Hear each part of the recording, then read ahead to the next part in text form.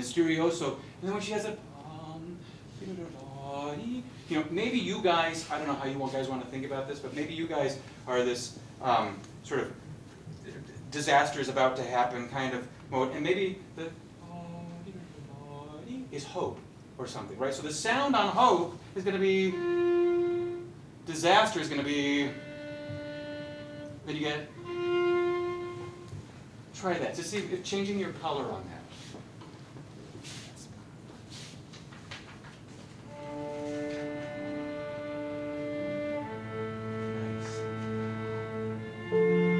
Nice. Keep going, keep going. Same thing, right? That was a problem the last time. I would consider, if you're going to do non-vibrato, I would consider open. Just do open. Yeah. That way you don't have the color change also with the string change and too. Are we starting it? The second one, yeah.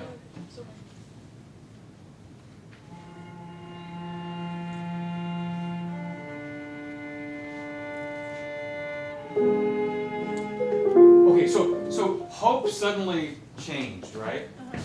The first one is sort of hopeful. This one is questionable. Yeah. Right, so I would do that one differently, Jillian. I would play that a little bit. So the first one, now this one, maybe even delay this note just a little bit more, right? The octave up there, because that's an expressive lead. Do something timing-wise that's a little bit different. The spot that I was going to tell you, I don't know because I don't have measure numbers. It's on page 12 or we have different scores. It's when you do this stuff and then they play this. If you guys just match that up. Do you know where that is? Is that 53? Okay. Can you guys just play from 53 so you can hear that articulation? Oh. 553.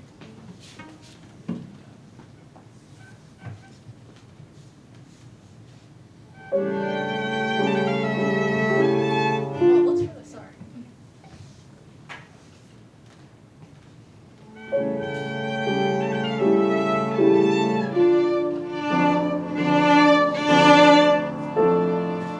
Good. So, Jillian, what I heard before, it just didn't sound like it had as much sort of, like, not edge, but just enough beginning to each one of those notes. So now it sounds like it does. I think just listen so that you hear that the same things that you're playing kind of match articulation-wise. I mean, it's always going to be different because piano is different than string instruments. The percussive quality of the piano is going to make it different. But in those kind of situations, if you get too much of a wash of sound with, I love the places where you are not using as much pedal. So that sounds really clean to me. So I like that. And some of the accompaniment stuff, it just seems like it's a little bit muddy.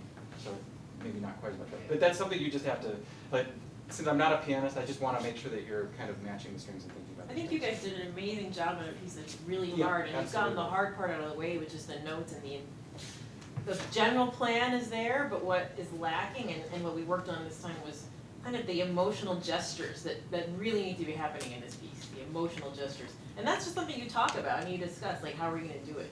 And you'll find that once you start thinking about that, all the worries about technical stuff will go away. If you all feel gestures together and physical gestures together and musical gestures together, it'll change everything. Don't worry, like Jillian, like your 30-second notes, a lot of time I felt you were being so careful. Actually, he just said they were clean and he liked it. But I thought they could have been a little more messy, like, I thought they could be silvery, like,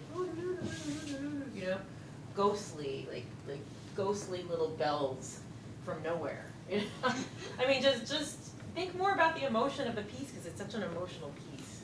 I know we have to go, but I got one more thing I want you guys to do before the end. 1, 2, 3, fourth bar before the end. Now it's the opposite. We have a pianissimo to a subito forte, right? So let's try that one. I want you guys, don't do a shift there between your F and your F sharp. Yeah, that was a mistake. Yeah, definitely don't do that. Whatever you do, we don't want to hear that. And make this, really, this is like dead. We're dead. And then all of a sudden that subito forte is like, that's the last moment of life, and then you're back to. And we want to see you physically show it as much as jump up as much as you can, or just look shocking. And remember, you can make it so that your audience will believe that you're still playing. If you play soft enough before that forte, they'll believe that you're still playing it because they'll hear the sound, and then that forte just needs to be completely out of the blue. Okay, so don't telegraph it to them.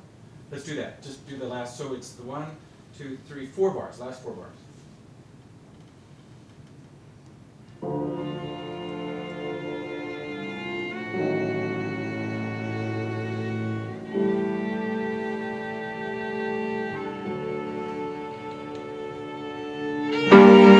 I heard, right? Diminuendo, diminuendo. Getting the right part of the bow, so then you can just go, boom! Will you guys just play that forte together?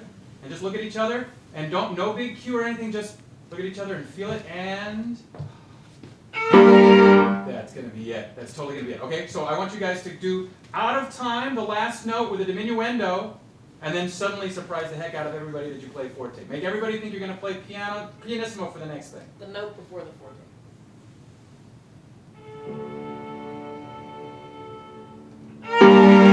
Yes. Take more time. Now do those 2 bars. Do the full 2 bars, and then take it totally out of tempo. Wait as long as you want, and then play the forte.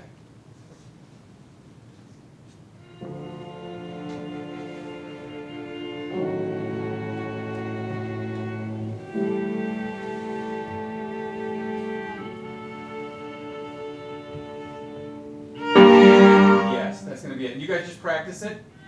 That's right, and then that one, right, exactly, then that comes from nowhere, right? And see, places like that too, I want you guys to really be watching each other so that you really feel like you are together showing your audience that this is what this passage means. It's just going to this nice chord, and that's going to be it.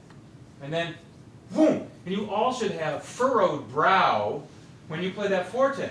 You should all look like, ugh! Right? And then, boom.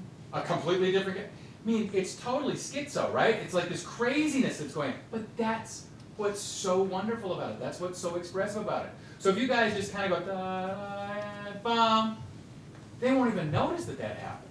You have to really make sure that they know everything that you guys mean by those things, especially those dynamics. You guys did great, really great. Thank you.